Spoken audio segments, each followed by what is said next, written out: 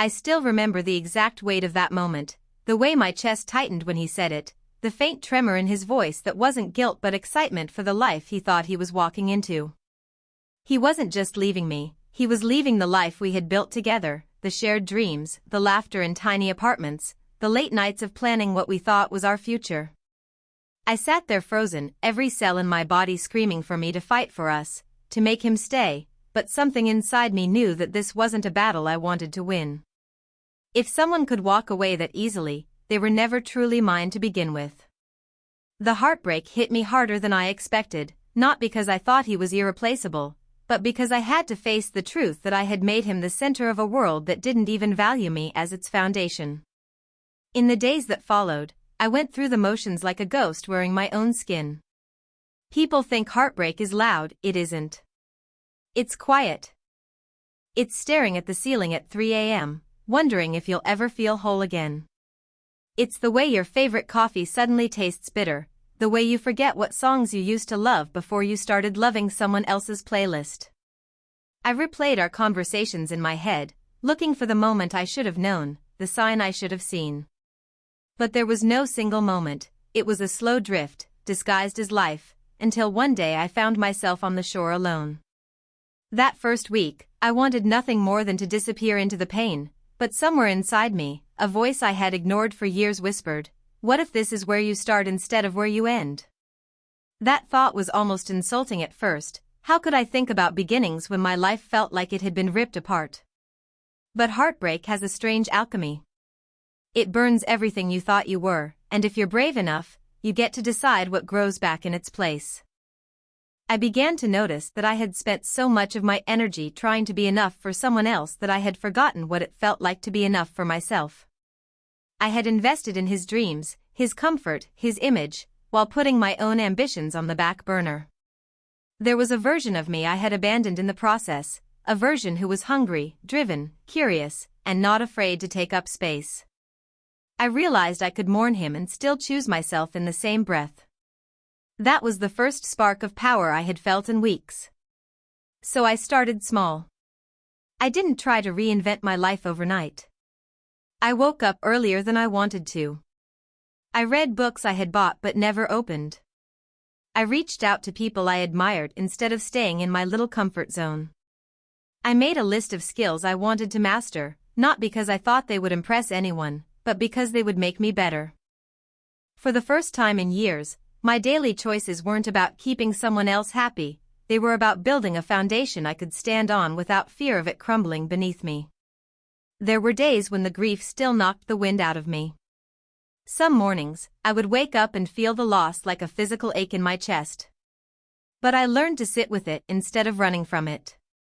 I started to understand that pain wasn't the enemy, it was the signal.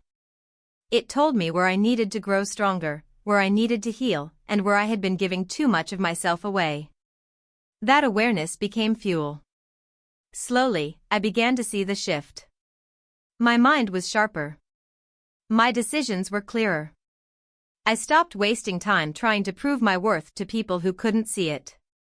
The more I invested in myself, the less his absence felt like a hole and the more it felt like space for me to move, to expand, to become. I realized that the relationship had been a chapter, not the whole book, and this heartbreak, as devastating as it was, had cracked something open in me that comfort never could. Looking back, I can see how necessary it was. Without that heartbreak, I might have kept shrinking myself to fit someone else's vision. Without that rejection, I might never have confronted the parts of me that were waiting to rise. The loss was real, but so was the rebirth it forced me into. And the truth is, what felt like the worst ending of my life was really the moment I began to step into the version of myself I had always been meant to be. When he left, I thought the hardest part would be living without him. I didn't realize the hardest part would be learning how to live with myself after years of neglecting who I truly was. At first, I wanted to drown in the familiar comfort of self-pity. It would have been easier to point to him as the villain and let that be the end of my story. But deep down, I knew that if I stayed in that place, I would always be defined by the moment he walked away. I didn't want to just survive the heartbreak, I wanted to transform because of it. And that meant taking every ounce of rejection and turning it into fuel for something far bigger than proving him wrong. I began with the uncomfortable work of self-assessment. I looked at the pieces of my life that felt weak, neglected, or underdeveloped. My finances were in shambles, not because I couldn't make money, but because I had spent years prioritizing his stability over my own. My health had been on autopilot, sustained by caffeine and quick meals. My personal growth had stalled because I had become so focused on maintaining a relationship that didn't require him to grow in return. That realization was like a slap in the face. I had invested in everything that benefited him, while starving the areas of my life that could have elevated me. So I made a decision: every single thing I felt I lacked would become an area of mastery. I started with money. I devoured books on investing, wealth building, and entrepreneurship. I took online courses late into the night, turning what used to be hours of mindless scrolling into deliberate learning sessions. I began saving, not for emergencies or short-term pleasures, but with the intention of building a future that would give me freedom. I treated every dollar like a seed and every decision like a step toward a larger vision I hadn't even fully articulated yet. My physical well-being came next. I stopped treating my body like an afterthought. I committed to consistent movement, whether it was the gym, a run, or simply walking longer distances. I started cooking real meals instead of relying on whatever was quick and convenient. The more I cared for my body, the more I noticed my mind sharpening too.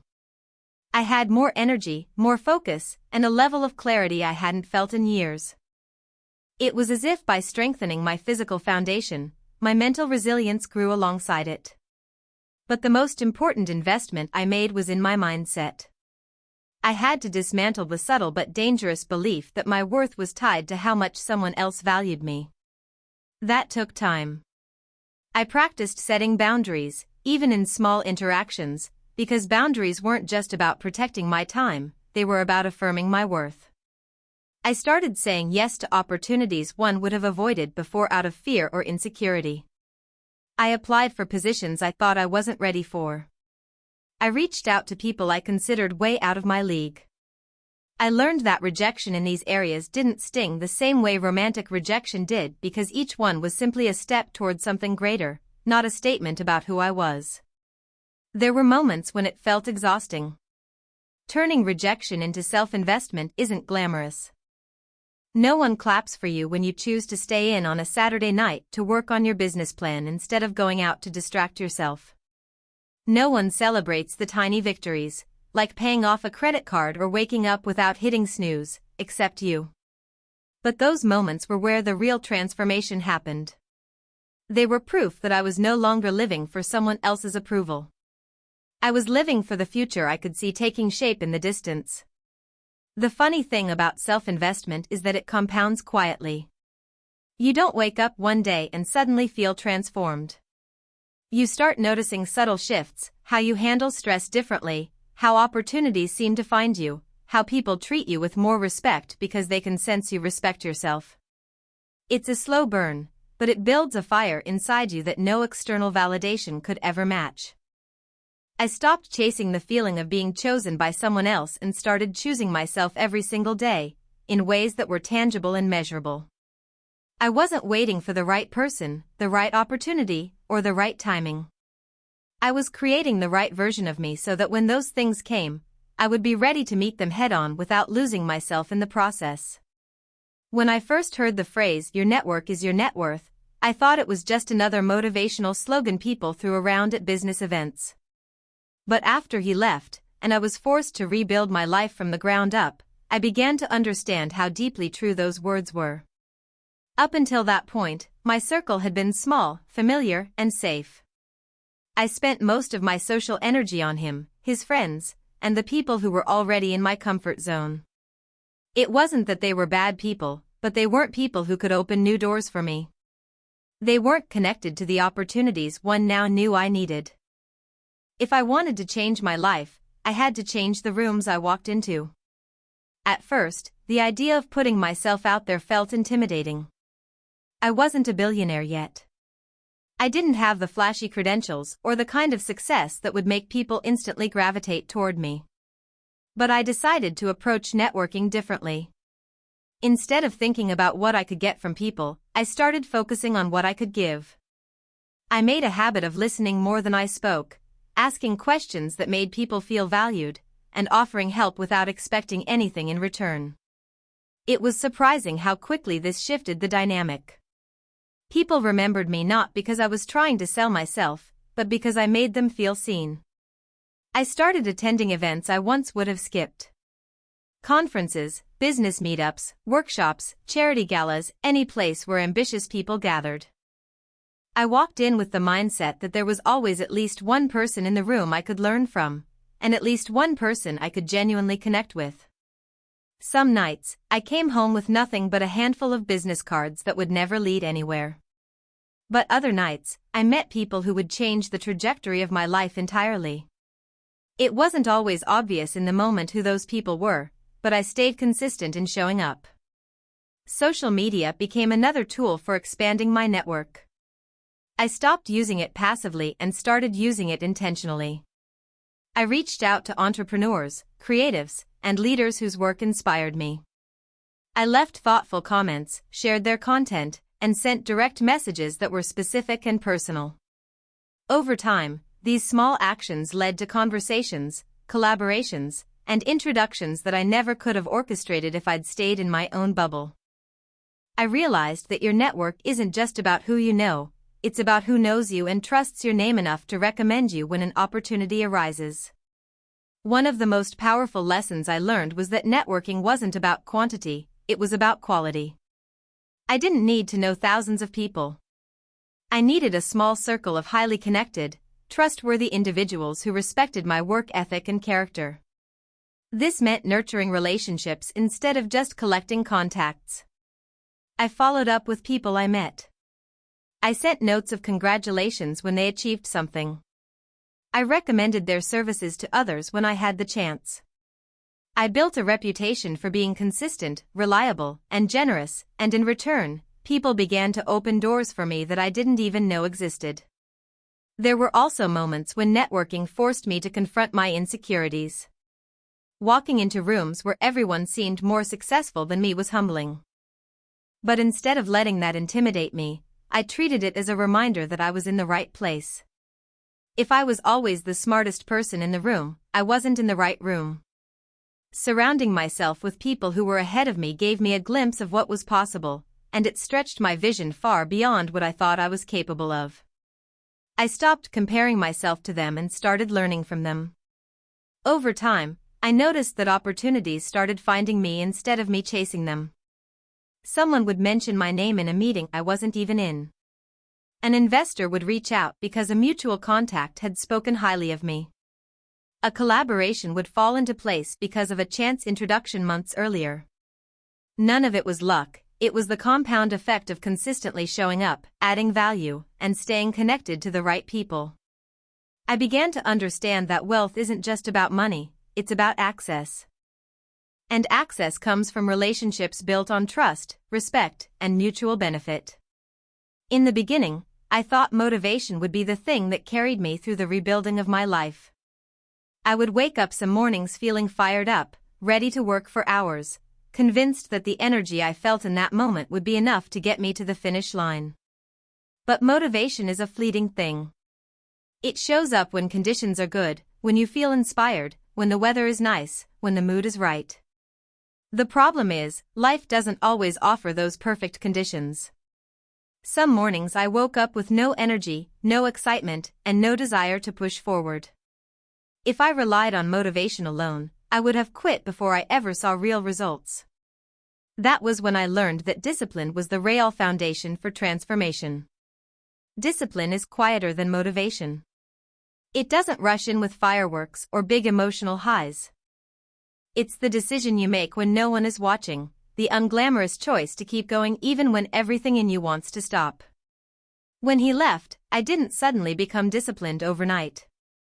At first, I was fueled by anger, and that anger did push me forward for a while. But anger, like motivation, burns out quickly.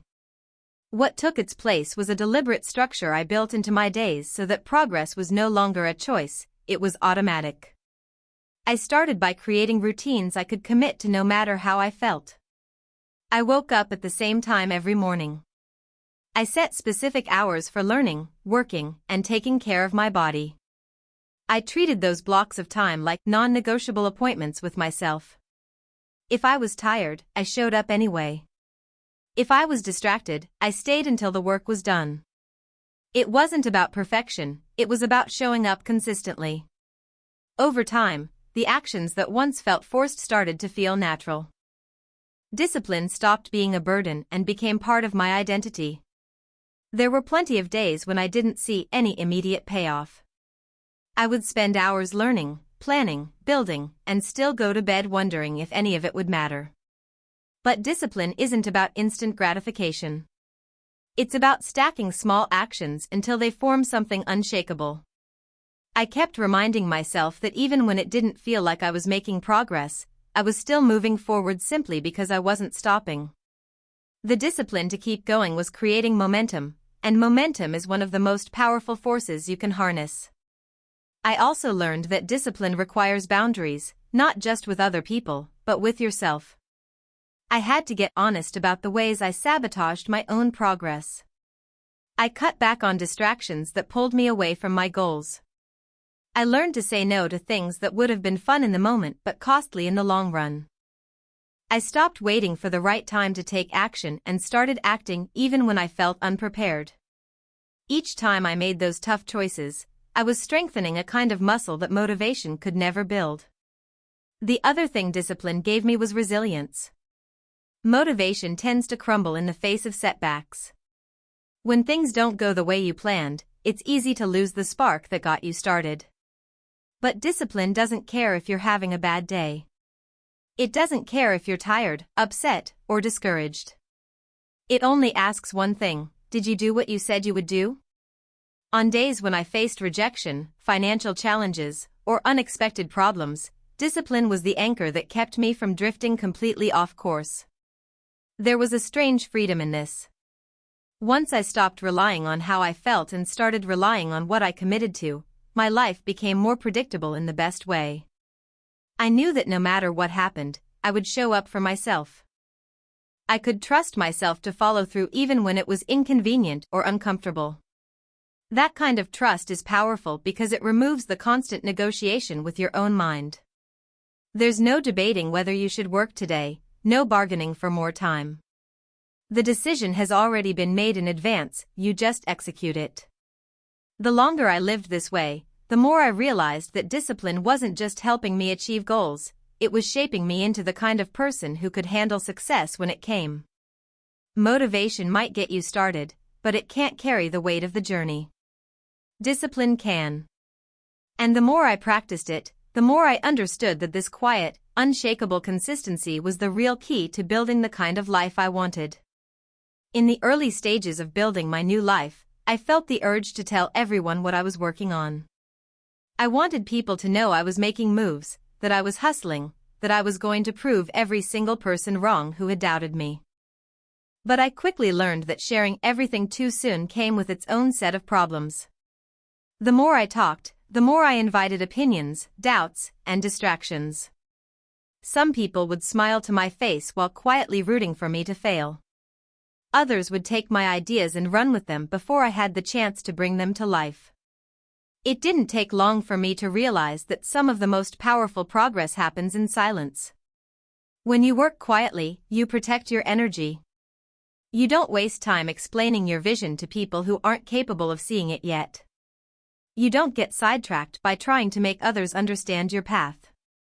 Instead, you focus on building, step by step, without the noise of outside expectations.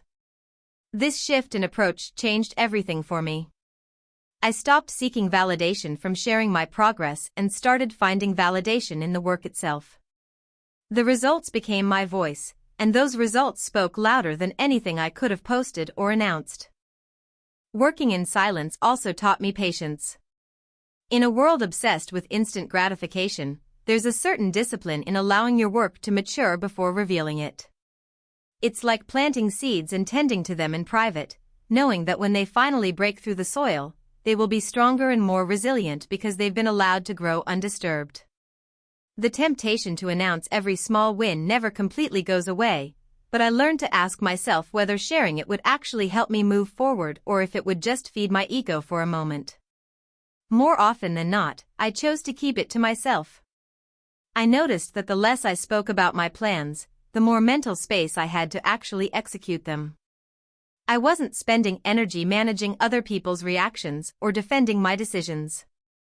I could pivot, adapt, and experiment without anyone watching and waiting for the outcome. That freedom gave me the courage to take bigger risks because I knew that if I failed, it would happen quietly, giving me the space to learn and try again without the added pressure of an audience. At the same time, I began to understand that when you do reveal your progress, it should be at a point where it can't be easily dismissed or diminished. When you show results instead of just intentions, people respond differently. They can't argue with evidence. They can't reduce your vision to just talk because you have something tangible to show. And the impact of that reveal is far greater because it comes with an element of surprise. While everyone else is busy talking about what they're going to do, you're already doing it, and by the time they see it, it's too late for them to doubt you. Keeping things quiet didn't mean I worked in isolation. I still sought advice and feedback, but I became selective about who I let into my inner circle. I shared my ideas with people I trusted, people who had the experience and integrity to add value rather than diminish my vision. These conversations were intentional and strategic, not casual updates for anyone who happened to ask. By filtering who I allowed into my creative and business processes, I protected the integrity of my work and kept myself focused. I also came to see that silence is a form of power. When you don't reveal your every move, you create an element of unpredictability. People can't figure out your next step, and that makes it harder for them to get in your way. Silence becomes a shield, a way to keep your momentum safe from envy, interference, and even self-sabotage. It keeps you in control of your own narrative instead of letting others define it for you. The impact of this approach was undeniable. I found myself achieving more, faster, not because I was hiding, but because I was free from the weight of unnecessary scrutiny. And when I finally did share milestones, they weren't just plans or projections, they were accomplishments that could stand on their own. In those moments, I realized that wealth isn't just measured in money. It's measured in the ability to control your environment, your energy, and your focus. And one of the most effective ways to do that is to work in silence until the results are impossible to ignore. For a long time, I thought success itself would be the ultimate form of revenge. I imagined the look on his face when he realized the woman he left behind had built a life so far beyond anything he could have imagined. I pictured walking into the same rooms he once walked into and outshining everything and everyone he had chosen over me. That fantasy pushed me through some of the darkest, most exhausting days. It gave me a target, something to run toward when my energy was low and my confidence was fragile. But as I got closer to the kind of success I used to dream about, I started to notice something I hadn't expected. The high I thought I would feel when I won wasn't as sweet as I imagined. In the beginning, I equated success with validation. I thought that proving him wrong would heal the parts of me that felt abandoned and rejected. And for a brief moment, when my first major accomplishments started getting attention, I felt that rush. I heard whispers about my achievements making their way back to people who used to doubt me, and I can't deny it was satisfying. But the satisfaction was temporary. Once that moment passed, I realized I couldn't build my future on proving something to someone who no longer had a place in my life. If my success was only measured by his reaction, I would still be tethered to him in a way I didn't want to be. That realization shifted my focus. I began to understand that while success can be a form of revenge, it's not the most important outcome. What really mattered was building a life that felt whole, peaceful, and fulfilling, one that wasn't defined by anyone else's choices or opinions. True victory wasn't just about having more money, more influence, or more accomplishments than the person who doubted me. It was about creating a reality where their absence no longer had any emotional weight. As I worked toward that, I started investing more in experiences that brought me joy outside of my professional achievements. I took time to travel, to explore places I had once only seen in pictures. I reconnected with friends I had neglected and built new relationships with people who valued me for who I was, not for what I could offer them. I created daily rituals that grounded me, things as simple as morning walks, journaling, or cooking a meal for myself after a long day. These moments didn't make headlines, but they gave me a sense of stability and happiness that no external validation could match. Another thing I learned was that happiness makes success feel different. Without inner peace, success can still feel hollow. You can have the money, the status, the recognition, and still lie awake at night feeling restless. But when you are genuinely content with who you are and where you're going, success becomes an extension of that happiness instead of a substitute for it. I stopped chasing opportunities just because they would look impressive and started pursuing the ones that aligned with my values and long-term vision. I also became more intentional about who I allowed into my life. Part of happiness is protecting your energy, and that meant keeping my circle small and positive. I surrounded myself with people who inspired me, challenged me in healthy ways, and celebrated my wins without jealousy. It meant saying no to connections that felt draining, no matter how beneficial they might look on paper. My relationships became a source of strength instead of a distraction, and that made every milestone I reached feel even more meaningful. There's a quiet confidence that comes from knowing you could outshine someone if you wanted to, but you no longer feel the need to. That's the kind of power that lasts. It's not about denying the role that revenge once played in fueling my journey. It was part of it, and it pushed me when I needed the push. But somewhere along the way, the need for revenge faded and was replaced with something much more valuable. I realized that the real win was living a life so rich, so full, and so aligned with who I truly am, that the person I once wanted to impress no longer even crosses my mind. And in that way, happiness became not just the result of my journey, but the measure of its success.